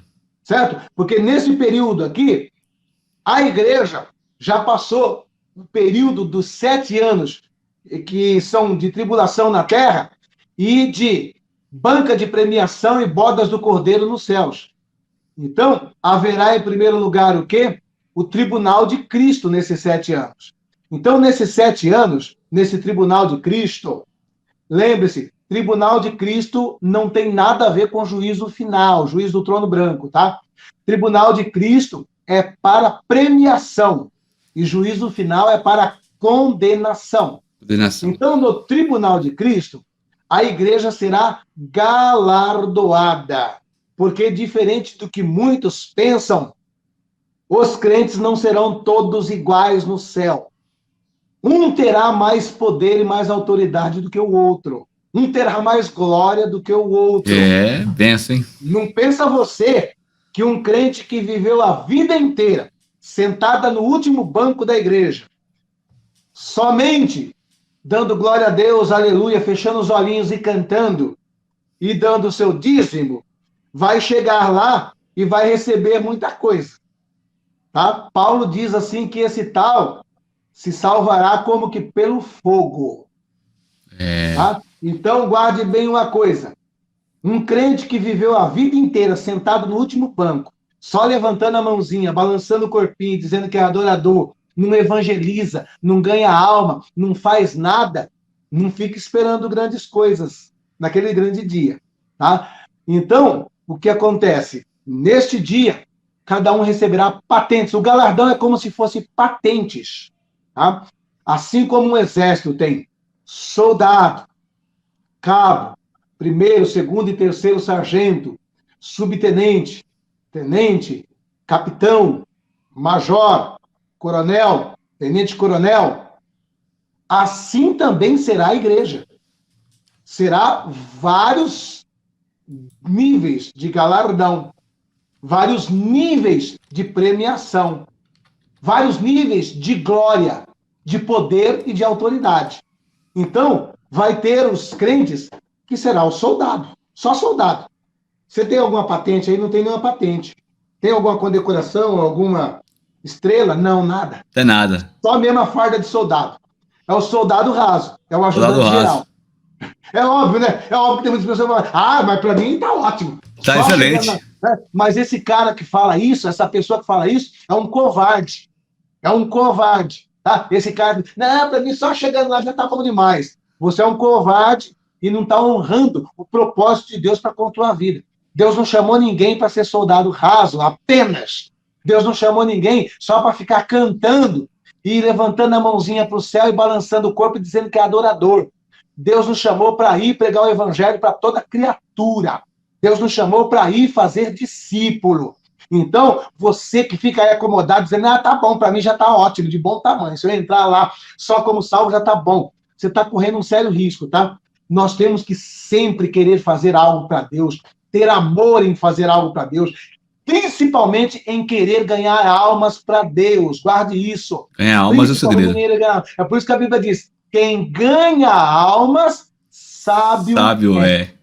Você está entendendo? O segredo é ganhar alma. Não interessa se você canta bonito. O que adianta você canta bonito? Você faz melisma, você faz vibrato na sua voz, você sabe fazer a segunda voz, você sabe fazer uma terceira, uma quarta, uma quinta, você toca o seu instrumento cheio de dissonantes. Não interessa nada se você não ganha almas. Não passa de um sino que time. É isso que Paulo diz. José, sabe um pouquinho de polêmica na live?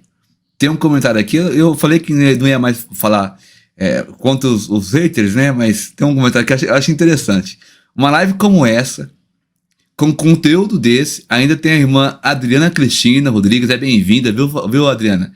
A gente respeita até a sua opinião aí, ó. Ela quer dizer assim, ó, me desculpe o meu comentário, mas ninguém irá morar no céu, não. Abram seus olhos, busquem conhecimentos enquanto há tempo, vivendo em uma matriz. O que você tem a dizer, José, sobre esse comentário? O que é matriz? Então, isso que eu queria saber. Colocou nós como deve ser um sistema fechado, né? Que ela quis dizer, né? Não, essa aí é Matrix. Matriz. Matrix. Mas a entendi. Matriz eu não sei o que quer dizer, não. Matriz eu não sei o que quer dizer, não. Entendeu? O que acontece é o seguinte, deixa eu explicar uma coisa, né? Uma coisa que nós devemos entender é o seguinte, o que é o céu? O que é o céu? O céu é a presença de Deus. O céu é estar onde Deus está. O céu é estar próximo de Deus. O modelo de céu era o Éden, né? Onde tinha a presença de Deus. Não é verdade? Então, as pessoas ficam, às vezes, focando como se fosse um lugar físico. O céu. Como se fosse um lugar físico. Tal. Meu querido, eu vou estar no céu porque o céu é onde tem a presença de Deus. Glória. Viver a plenitude da presença de Deus. É isso que é o céu. Você está entendendo? O céu é onde Deus está. O céu é onde Deus está. Não é um lugar que eu estabeleço ou que eu aponto geograficamente. Tá? Então, eu, como igreja, estarei no céu, ou seja, na presença de Deus. A presença de Deus é o céu. Céu é um lugar de delícia, é um lugar de gozo, é um lugar de prazer, onde não haverá mais pranto, não haverá mais luto, não haverá mais dor, não haverá mais morte. É isso que é o céu. Agora não adianta querer apontar, dizer que é isso ou que é aquilo outro. Tá? Apontar como se fosse um local onde eu, com o meu dedo, posso dizer aonde está. Verdade. Então, o que acontece? Seja como queira chamar, novos céus e nova terra, ou céu. Novos céus e nova terra. É o que ocorre. As pessoas falam, não, é novo céu e nova terra. Só que o novo céus e a nova terra é totalmente diferente do que conhecemos. A terra do milênio será muito parecida com essa. A terra do milênio, ela simplesmente voltará aos padrões do Éden. A terra do milênio, os 1000 anos do governo de Cristo aqui nessa terra, será similar, será padronizado pelo Éden, onde o leão, a víbora, não fará mais dano algum, não terá mais espinhos, abrolhos, plantas venenosas, não terá mais poluição, tudo será lindo, perfeito, maravilhoso. Todos os rios limpos, todos os mares sem poluição, um oxigênio no mesmo padrão que era no Éden. As pessoas vão viver como viviam antigamente. 800 anos, 900 anos, 1000 anos, será nesses padrões. A serpente não fará mais dano algum. O leão se tornará herbívoro novamente. Não haverá mais predadores. Quem morrer com 100 anos vai ser amaldiçoado, né? Agora, uma coisa que as pessoas precisam guardar é o seguinte: no milênio terá pecado. Pessoas vão pecar no milênio. Pessoas vão morrer no milênio. Tá? Agora, posto isso, após o término do milênio, tá? Vem o juízo final, que é diferente do tribunal de Cristo, e ali sim, né, as pessoas que passarão por ali, passarão literalmente para receber a sua sentença. Não é mais premiação. Sim. O tribunal de Cristo, nos céus, é para premiação. O juízo do trono branco é para sentença. Né? Então, as pessoas passarão por ali, inclusive o próprio diabo passará por ali para receber a sua sentença. E após tudo isso, e então virá o local da nossa eternidade, que a Bíblia chama de novos céus e nova terra. O novo céu e a nova terra é diferente do que conhecemos. Diz as Escrituras que no novo céu e na nova terra não haverá lua e nem o sol. Ela será iluminada pelo próprio Cordeiro. É verdade. Diz também que o novo céu e a nova terra já não vai existir mais o mar, mas única e exclusivamente o rio da vida. Agora, você vem dizer que isso é o quê? Para mim isso é o céu. Para mim isso é o céu. Você está entendendo? Eu vou estar na presença de Deus. Eu vou usufruir da presença de Deus. E céu não é um local onde eu aponto. Onde eu ponho meu dedo de ir para lá ou para cá. Céu é um estado. É um estado glorioso que só é conseguido pela presença de Deus. Então, é nesse lugar que viveremos a eternidade. E isso, para mim, é o céu. Porque não tem nada a ver com essa terra. Né? É totalmente diferente. Né? E a luz será do próprio Cordeiro. Ou seja, viveremos iluminados. Não vai ter mais dia e noite, né? Vai ter somente dia. Zé, mas o Lucas fez uma pergunta aqui. Então, você já imaginou o que é você viver na luz de Deus? Achei coisa tremenda, né? Moisés, ele ficou 40 dias no monte e ele conseguiu ver um pouquinho da glória de Deus entrando no meio de duas pedras e espiou assim, espiou pelo cantinho do olho. Deus falou assim, você vai espiar pelo cantinho do olho e eu vou passar de costa ainda, hein? Eu vou passar de costa porque se for de frente tu morre. E Deus falou assim, fica atrás da rocha, pela fenda, muito pequenininha, porque você não pode olhar muito. Eu vou passar de costa e você vai ver. Numa situação dessa, o homem volta de lá com tanta glória que ninguém suportava olhar para ele. Os homens falam assim, pelo amor de Deus, Moisés, põe um pano no rosto que não tem como conversar com você.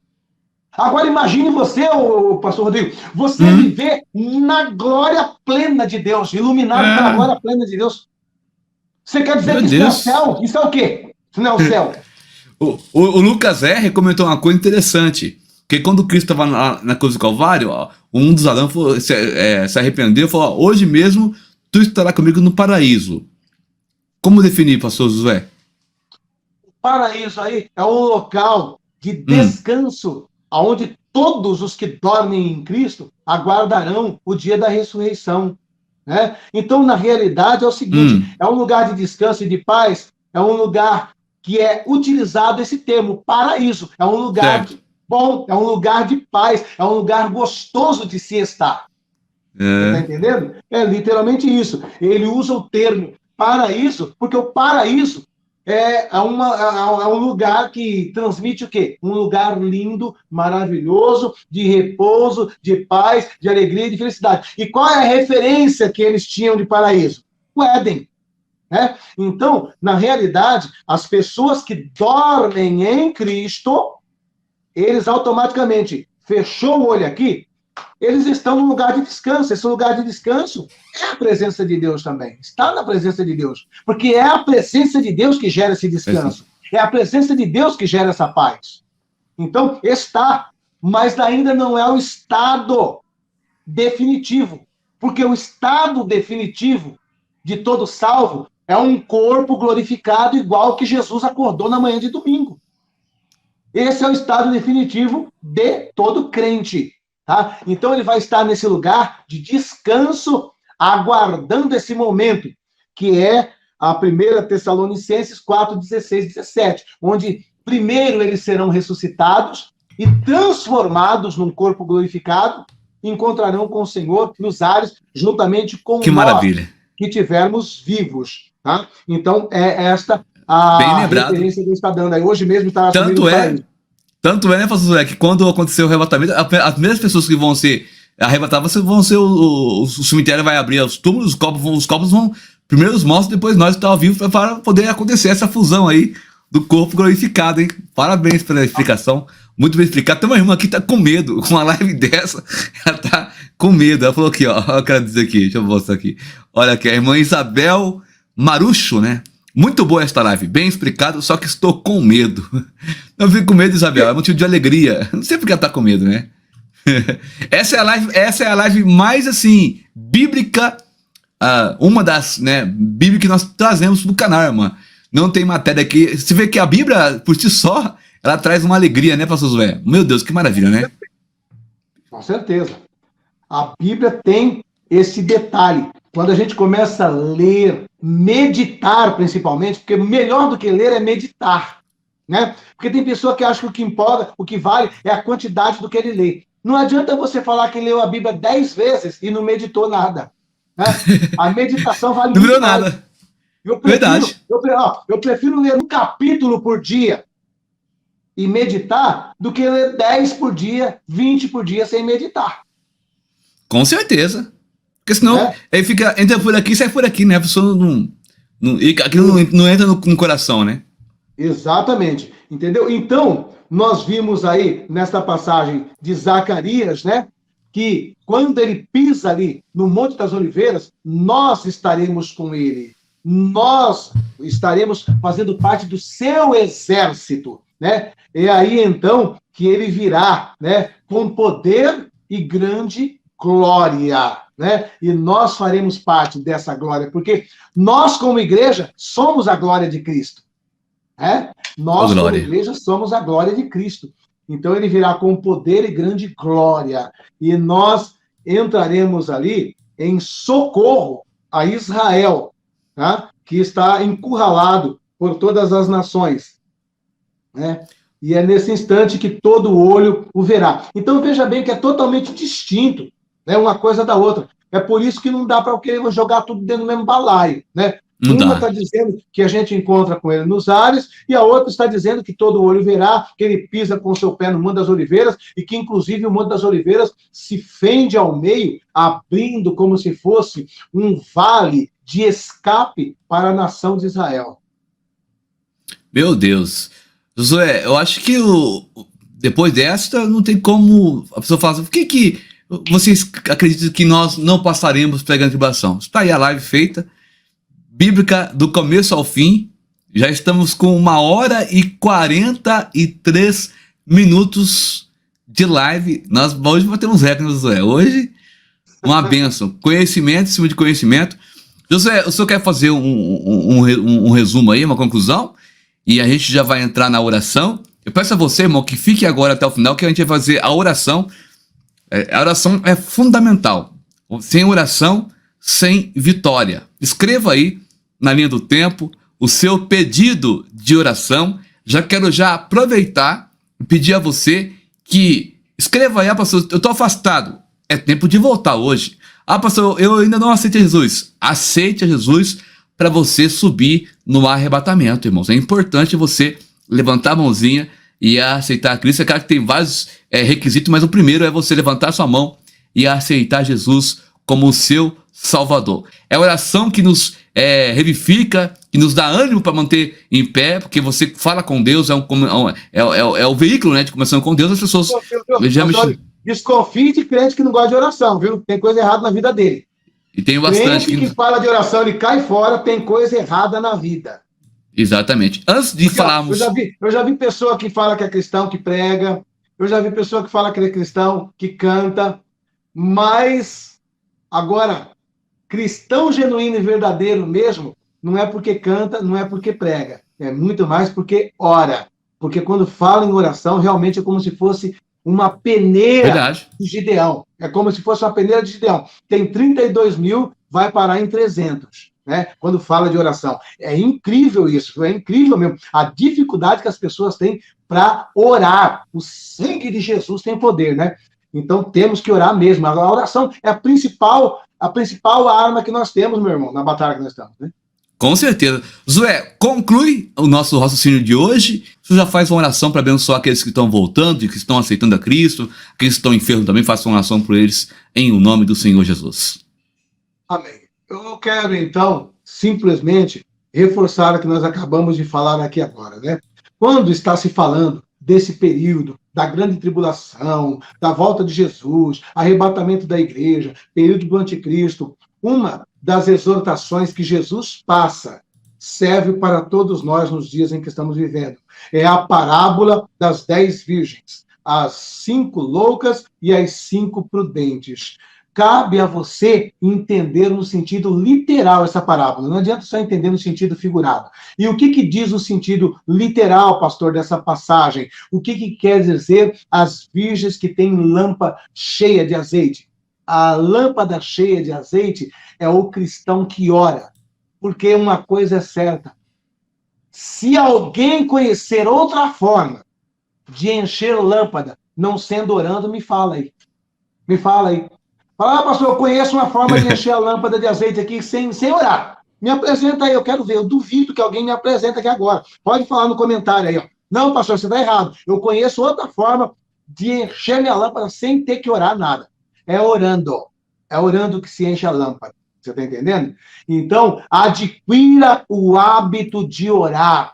Adquira o hábito de orar. Meus irmãos, eu fico admirado, pastor Rodrigo. Pessoa que tem 10 anos de crente, ele não consegue orar meia hora de joelho. Que história é essa? Como assim? Eu não consigo, não tem mais palavra. Deu meia hora, acaba tudo. O sangue Acaba de Jesus tudo. tem poder, tem coisa errada, meu irmão. Dá sono, dorme. 10 anos de crente não consegue orar meia hora, diz que acaba tudo. E a Bíblia, Acaba o que tem então? que falar. E para ler a Né? Bíblia? Então, entendeu? Então, o que acontece é o seguinte: temos que orar. O tempo agora é de oração. E oração principalmente para o Brasil, para que continuemos tendo essa liberdade de culto, para que continuemos tendo a liberdade de pregar o evangelho, de ganhar almas para o reino de Cristo. Em nome de Jesus, não deixe de orar. Esta é a palavra que eu passo a todos vocês. É tempo de oração. Meu irmão, o louvor é gostoso, é maravilhoso, a gente chora, a gente fecha o olho, levanta a mão, balança o corpo para lá, balança o corpo para cá. Muitas igrejas gostam de colocar ali o jogo de luz, aquele clima todo escuro, é fumaça, é efeitos especiais e tudo mais, e fica tudo lindo, maravilhoso. Mas tá raro ouvir igreja lá, ó, todos os bancos com pessoa ajoelhada e a cara ali, ó, orando. Não se vê. Só se vê isso aí, aquele clima. Não se vê, não. É raro. Aquele clima de boate, com luzes maravilhosas, fumacinha. Por quê? Por que coloca aquela maquininha de fumaça? Porque sem oração não desce a Shekinah de Deus. A verdadeira fumaça, que é a Shekinah de Deus, só se tem com oração, meu irmão. Entendeu? Então, como não tem oração para fazer a fumaça da Shekinah de Deus tomar o templo, eles compram uma maquininha de fumaça. Compra a maquininha de fumaça e liga lá, né? Aí você fecha o olho e fala, nossa, tá todo enfumaçado o templo aqui. Eu acho que é a glória de Deus. Não é a glória de Deus, não. É uma maquininha de fumaça que tem aí dentro da sua igreja. Não é a glória de Deus. É o efeito de luzes, né? Agora, quando você vê cenas aí, pessoal da internet aqui, quando você vê cena, pastor, uma igreja enorme assim, ó, com 500, com 1.000 membros, todos ajoelhados, falando assim, ó, 30 minutos orando, 40 minutos orando, você não vê. Agora, 40 minutos assim, com a mão erguida, assim, cantando, é o que mais você vê. 40 minutos com a mão erguida, aí não cansa. Eles passam 40 minutos com a mão erguida e cantando. Aí quando você pega o microfone para ir pregar, dá sede em todo mundo, O braço já não consegue mais levantar para dar um glória a Deus quando a palavra é Não. dá vontade de fazer xixi, né? Dá vontade de tomar ar lá fora, de esticar as pernas, aí acaba toda aquela empolgação. Então, que nós nos voltemos para a palavra e para a oração. Fica tranquilo com o louvor, meu irmão. O louvor vai se perpetuar no céu. Vai perpetuar. Certo? Agora, se eu quiser viver com o perpétuo louvor, aqui eu tenho que priorizar a palavra e oração. Exatamente. Louvor é bom, mas não se compara com a palavra e com a oração. Não se compara. É o que está sendo Jamais. depreciado dentro dos nossos cultos. É o que está sendo deixado de lado dentro das nossas igrejas. Oração e palavra. Em nome de Jesus. Você que está afastado dos caminhos do Senhor, não importa o motivo, talvez um pastor te machucou, te feriu, uma liderança, talvez você foi perseguido dentro da sua própria igreja e perdeu o ânimo, perdeu a força. Jesus viu tudo aquilo, Jesus anotou tudo aquilo ali, mas nesta tarde, em nome de Jesus, esqueça tudo isso e volte para a casa paternal. Se você não conseguir congregar no mesmo lugar que você estava, procure um outro lugar. Nós temos inúmeras denominações. Não dá mais para me congregar aqui, pastor. Foi muito grave o que fizeram comigo. Amém. Vai em outro lugar, mas não deixe de congregar. Não deixe de participar do corpo e do sangue de Jesus na Santa Ceia. Não deixe de ser alimentado pela palavra de Deus. É verdade. Não deixe de ter comunhão com a igreja que é o corpo de Cristo. Em nome de Jesus, o meu primeiro convite é para aqueles que estão afastados. E os que estão afastados, escreva agora no chat. Estou voltando, estou voltando, estou voltando. E no mesmo instante, o seu nome será reescrito. O seu nome será novamente registrado. Em nome de Jesus, não temas tudo que você ouviu hoje. Somente tome essa decisão, diz, estou voltando. E para você que nunca congregou, que nunca serviu a Deus, que nunca foi um cristão, é importante você fazer essa confissão, recebendo Jesus Cristo como seu Senhor e Salvador, crendo que a morte dele na cruz do Calvário apaga todos os seus pecados. Então, nesse ato de confessar isso, o teu nome é escrito no livro da vida. Você recebe no teu coração o Espírito Santo e passa a viver novidade de vida. Em nome de Jesus, você que ainda não confessou Jesus Cristo como Senhor e Salvador, só escreve aqui, ó, eu confesso Jesus, eu confesso Jesus, eu confesso Jesus, e nós estaremos orando por você. E depois que você confessar Jesus aqui nesta live, você procura pertinho da tua casa uma igreja evangélica séria e ali então você passe a congregar e se prepare para ser batizado nas águas. Pois a Bíblia diz, quem crer e for batizado será salvo. O teu ato de crer foi confessando Jesus Cristo aqui nessa live. E depois na igreja você será discipulado e passará pelo batismo para complementar este ato. Então, em nome de Jesus, nós vamos orar por todos vocês. Vou orar por você que está enfermo, por você que está problemático, e já vou começar orando agora por todos vocês que vão lá no meu Instagram hoje também. Em nome de Jesus.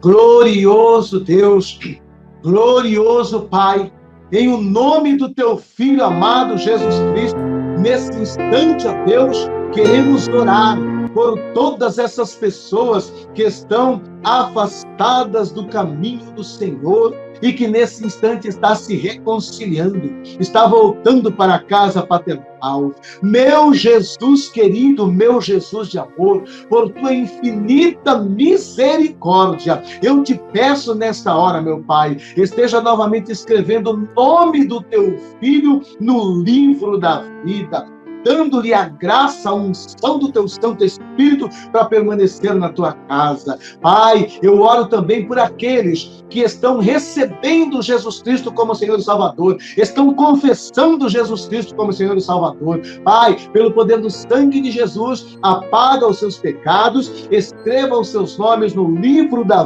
vida e que eles, a partir de hoje, vivam novidade de vida, que possam encontrar uma igreja, uma denominação séria para passar pelo discipulado, se batizarem e se encontrar com Jesus nos ares naquele grande dia. Eu abençoo a todos os teus filhos e todas as tuas filhas. Nesta hora eu oro também por aqueles que se encontram enfermos, ou até mesmo desenganados da medicina, ou que estejam participando dessa live num leito de hospital, num leito de enfermidade. Em nome de Jesus, estou ordenando a tua cura, pois a palavra de Deus diz que Jesus levou na cruz do Calvário nossas enfermidades e que fomos sarados por suas pisaduras. Repreenda essa enfermidade, seja ela física ou espiritual.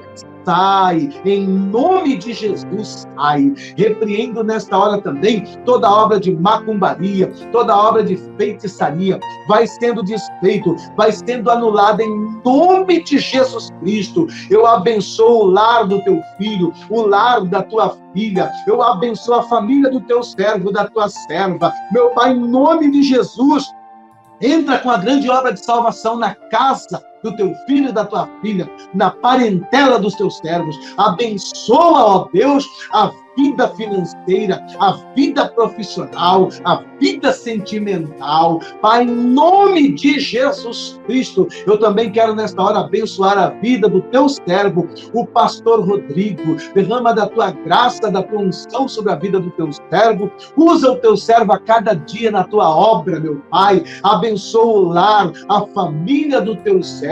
Abençoa também, ó Deus, esse canal aqui no YouTube, dando crescimento e a multiplicação de inscritos nesse canal. Em nome de Jesus eu peço, em nome de Jesus eu te peço, abençoa a vida financeira, profissional, espiritual e ministerial do pastor Rodrigo. Glorifica o teu nome em todas as áreas da vida do teu servo. E eu agradeço nesta hora de todo o meu coração, pois eu creio que o Senhor ouviu a nossa oração e creio que a vitória repousa sobre todos os que oram comigo nesse instante, em nome de Jesus. Amém, amém e amém.